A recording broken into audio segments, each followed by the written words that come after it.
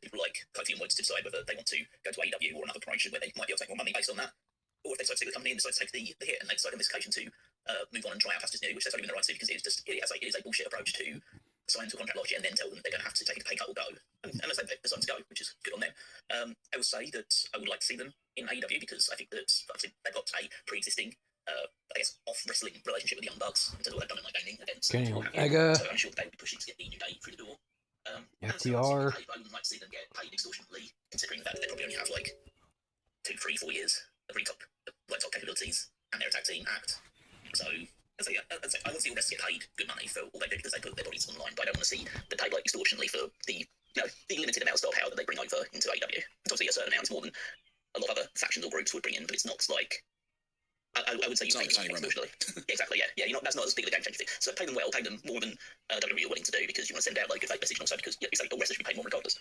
But don't like feel like you need to pay them more than pretty much like I don't know, probably within like somewhere between the top third, around at that level should probably be fair enough, I think, for them.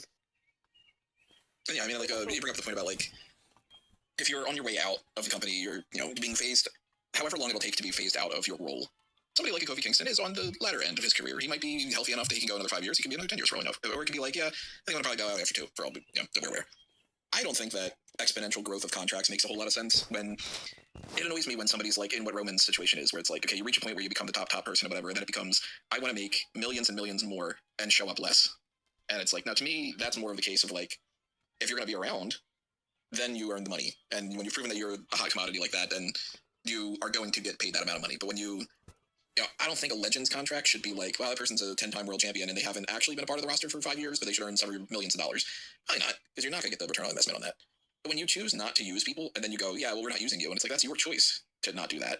And it's way different when you've got a contract already in place and you ask somebody, the things that we negotiated on, we're not going to do anymore. Then it's like, well, then that's kind of almost a breach of contract in a way. Like, I'm sure there's some kind of legal jargon that says that it isn't, because they would pay somebody to be able to do that kind of finagling, and everything's always like, well, you can't tax a billionaire because a billionaire doesn't actually earn $1 billion. They earn however many thousands in stock and this kind of crap and all that. It's like, yeah, it's all a stupid game. They're all crooks, and it never makes any sense to me that a company can be like, the things that drive the company forward are the things we want to cut.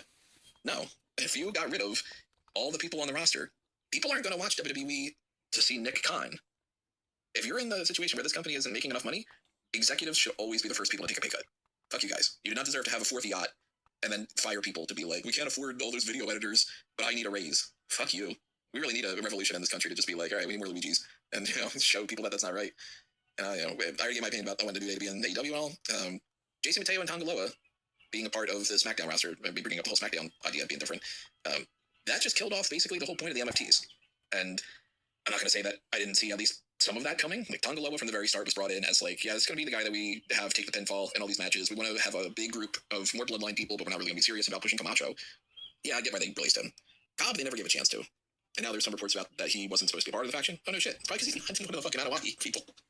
And then I don't know why they decided to put him in that spot and then have him immediately start losing and stuff. And it's like, okay, you gave him no chance. They couldn't even trust Tonga Loa with that. That's why. No, but here's the thing with the MFTs. And I've said this privately to at least Tony, so I don't feel like I'm stretching here when I say, while everyone didn't like the Wyatt 6 MFT feud, I've said, yeah, that's a thing I could see. Like, if I was doing fantasy booking and I had those 2 teams, yeah, I might go, yeah, cool, they're going to feud. Survivor Series match or something. Yeah, it would make sense, at least. But to watch, like, 2/3 of that entire program get shelved when they were getting significant TV time. This isn't like the Machine Gun where they were doing kind of backstage skits. These 2 teams were getting a lot of time. And I think it just more speaks to, oh, we're not going to...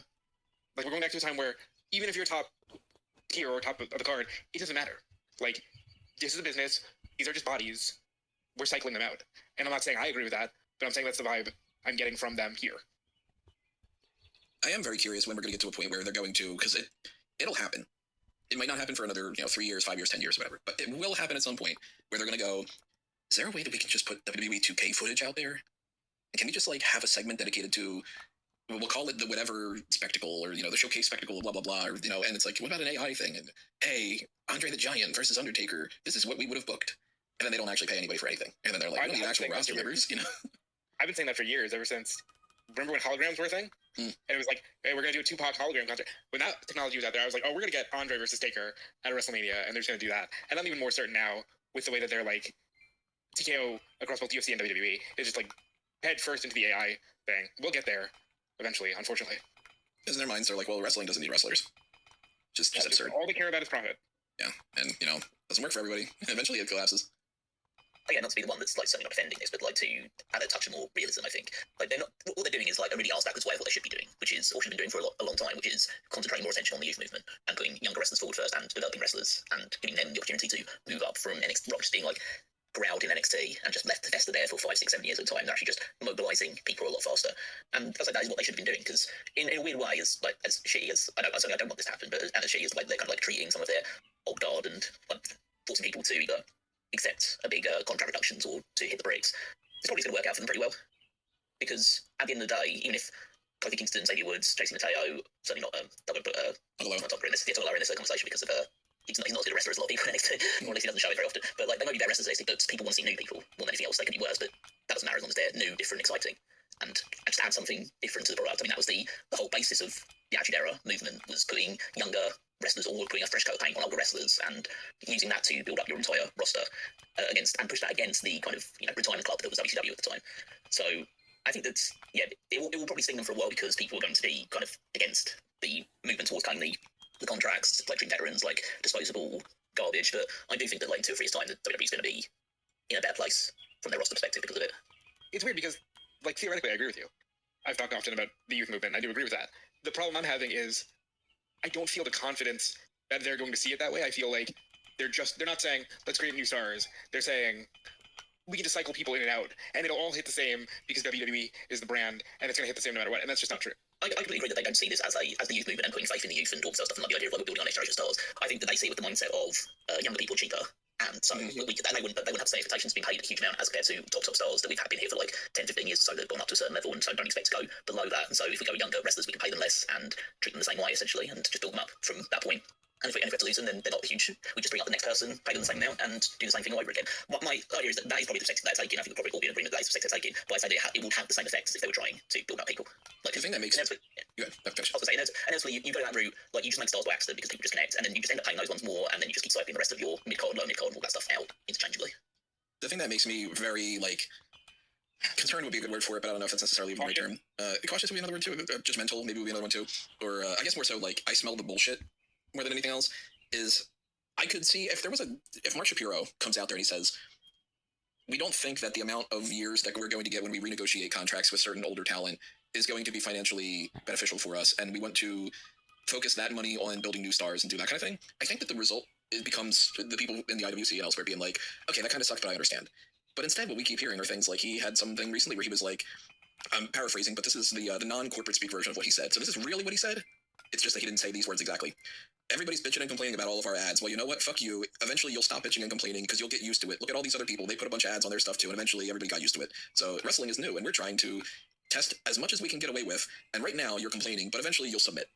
And it's fuck you then. You know what the sad thing is, and I'm not going to get into the whole thing here, but you know what I've been dealing with on the Netflix side of things. And every opinion that I've gotten from outside people suggests that he's correct. Hey, why don't you just find another way? Just bend the knee.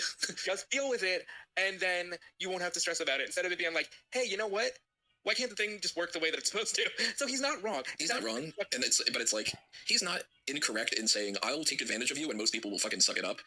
But he's wrong in the idea of a fucking asshole. You know what I mean? Like I have never met Mark Shapiro. I never will meet Mark Shapiro. For all I know, he might be a decent enough human being behind the scenes or something. But I inherently assume he's probably a piece of shit. If he got beaten up, I'd be probably okay with it because I'd be like, I probably deserved it. Because anybody who's rich and does that kind of stuff, you're an asshole. And like I've seen so many things recently about people being like, I don't remember the account and stuff. So if you're out there and I'm talking about you, I'm sorry, I can't give you a shout out or whatever. But like somebody being like, oh, I went to like Starbucks the other day, and the person who was giving me my order went ahead and already put the money that was the change in the tip jar. And I didn't say that they could. And then they tried to argue, you don't really want your 80 cents back, do you? And it's like, fuck you, I do. That's not my money. You don't just go like, yeah, but come on, you don't need that extra penny. Well, then you don't need it. Give it back, you ass. And it's like, grow some balls, people. Like, fight back and, stop being a simp for these fucking rich people. They're just going to take more advantage of you.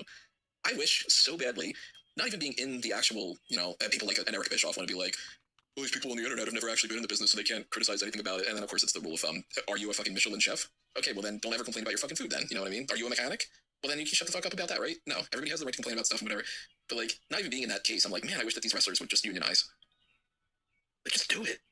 You can't get anywhere with corporations and companies and rich people in any way other than fuck you with your profits this is going to work out for me for your money, and you don't deserve to get more and more and more. It's the only thing that they listen to.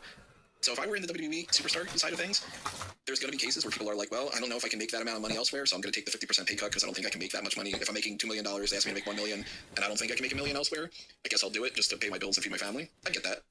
But if anybody can do what Kofi and Xavier Woods did, more power to them, everybody should. And just be like, no, you don't get to win like that.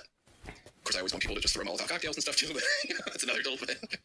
Yeah, but at the end of the day, from my personal view perspective, if you're going to downsize tremendously and say we're no longer moving towards a place where we're hiring 300 people and we're going to just thin the herd, that's one thing. If you're just going to start saying, we're not going to do that, but we want you all to take less money, and if not, we'll just replace you with another warm body, that's where I kind of go, okay, fuck you then. You know? Like, and also, you can't do that when you're talking about each quarter you're making more and more profits. If you're like in 1995 and the company is struggling, I don't have enough money to pay you, that's a little bit more understanding. If you're like, hey, we made even more money this time around, and because of that I don't have any money, that's not how that works. You're either making more money and you have more money to spend, or you're not.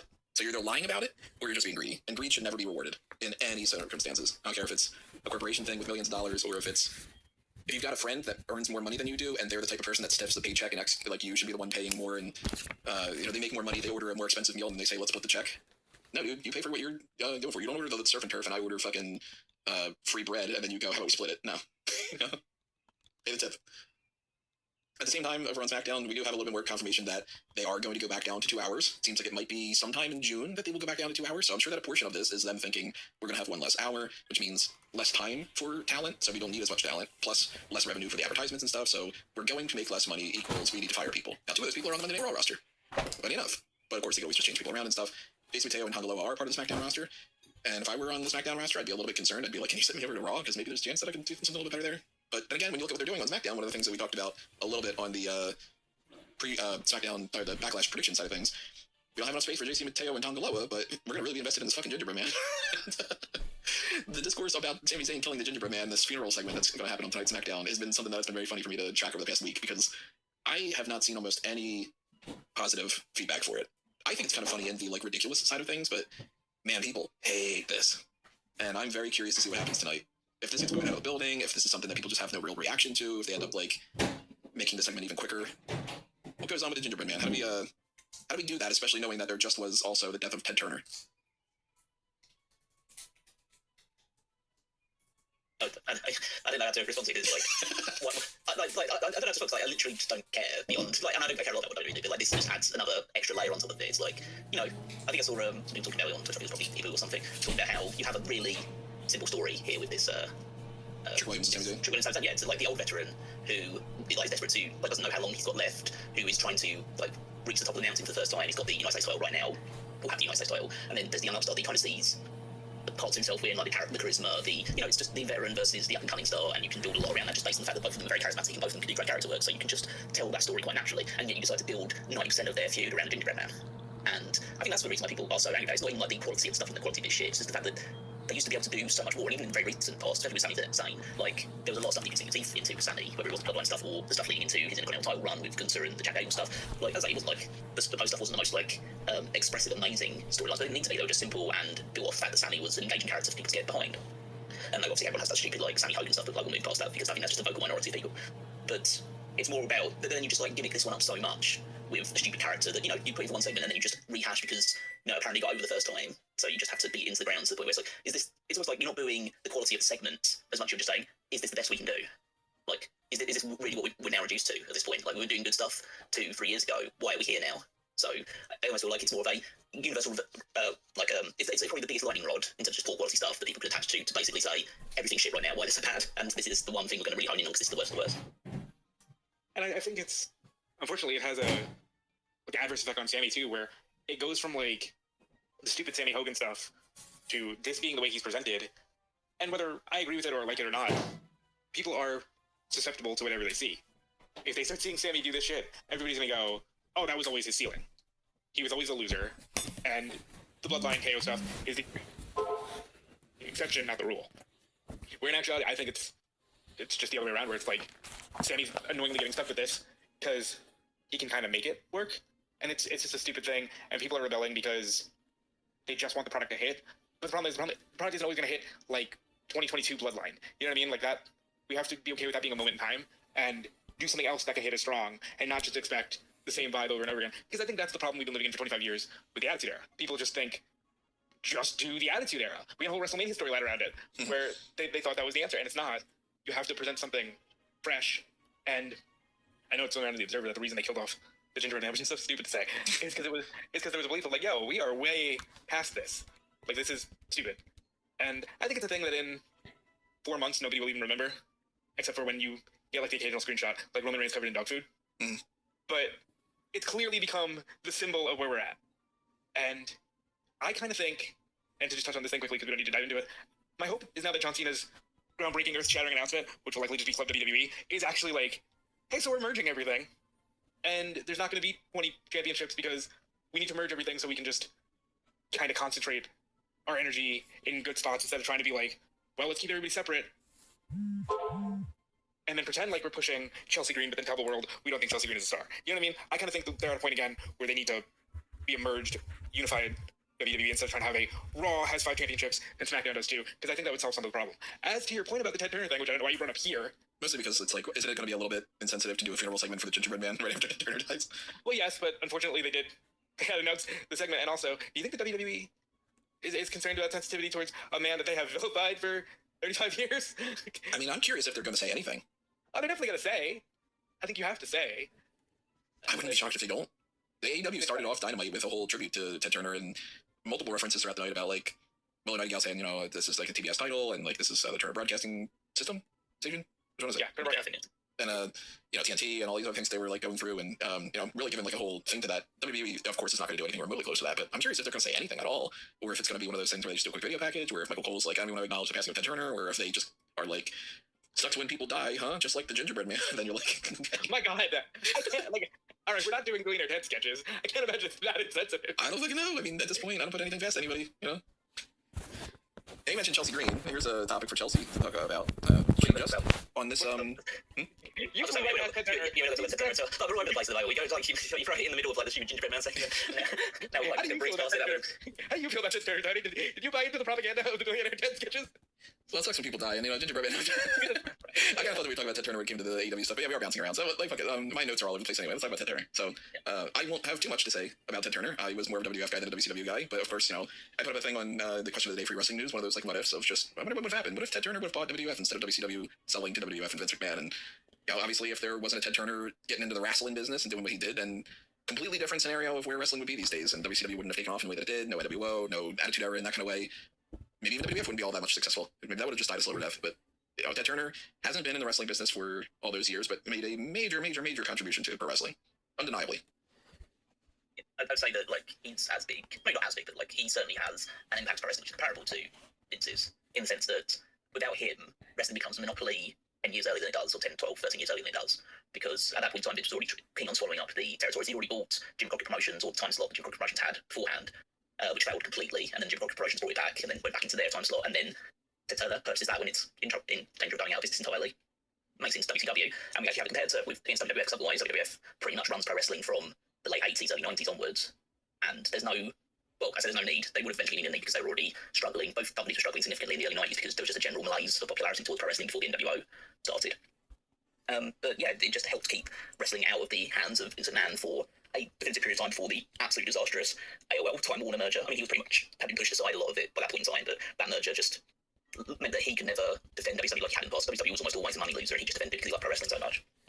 But yeah, just for him to be the support, the rich supporter that a wrestling company needed, not very dissimilar to Tony Khan these days, just somebody who has a huge amount of money and just loves pro wrestling and just merges the two together to actually buy a company. It's unfortunately it's a rarer thing than we actually would hope it to be, because we'd like to see other promotions get the financial backing of AEW and WWE, so there's more competition and more variety out there. But there aren't that many, unfortunately. And yeah, I think I remember reading like the AOL Time Warner merger ended up costing Ted Turner on his own like $7 billion. Just how bad and how awful that entire thing went. And yeah, he pretty much went out of the public eye for a long time past the end of WCW and the end of his association with Time Warner. People said that he spent a lot of his later life raising bison, because he was a big fan. Well, he was a big fan of the American bison. American bison pretty much went almost extinct because of through the like the Wild West days and like the colonization of America from its Native American roots. It pretty much wiped the bison population down to I think it was about 500 at one point. So he could have been extinct right now. And then I think he owns, he's one of the biggest landowners in America, or he was prior to his passing, obviously.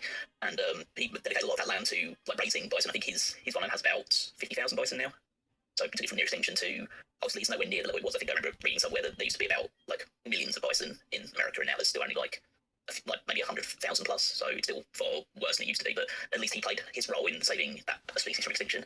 And yeah, he was diagnosed with dementia in the late 2010s, and so just completely fell out of the public eye from that point onwards. But yeah, an absolutely indelible mark on professional wrestling, and it was great that AEW has essentially the spiritual successor to WCW based on its position on TBS and everything in that regard, was able to pay tribute to him in the way they did on the show. Yeah, I think Ted Turner is legitimately an icon of industry and media, and he changed your world whether you realize it or not. He's the reason you have a 24-hour news cycle.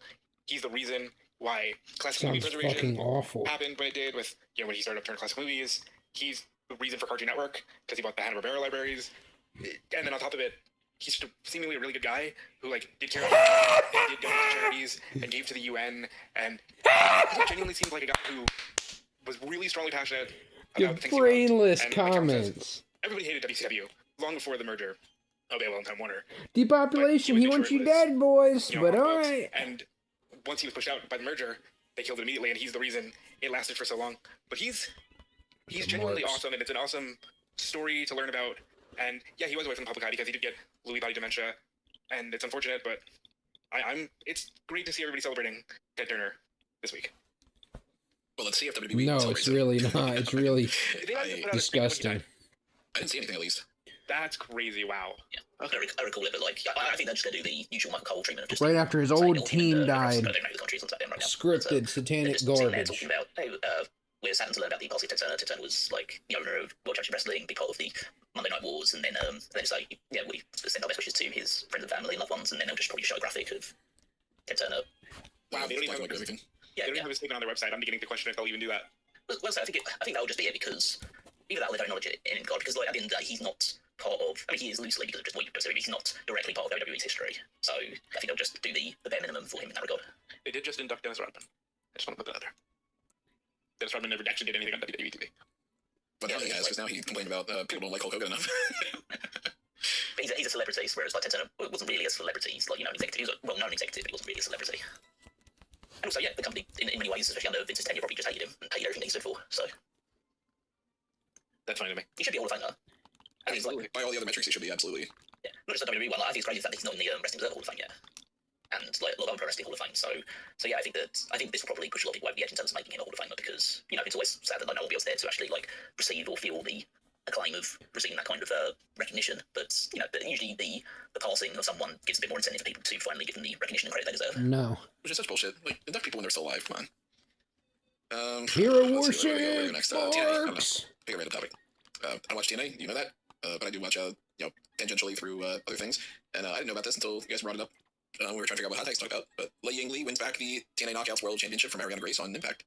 So, yeah, big title changes, of course, worth talking about, especially when it comes to something that's cross-promotional and all, which, without knowing the context of exactly what they were doing and all, I'm not too surprised, but I am a little bit shocked, because I kind of figured it made more sense to me if they were to keep this on Ariana Grace until she lost it to Indy Hartwell.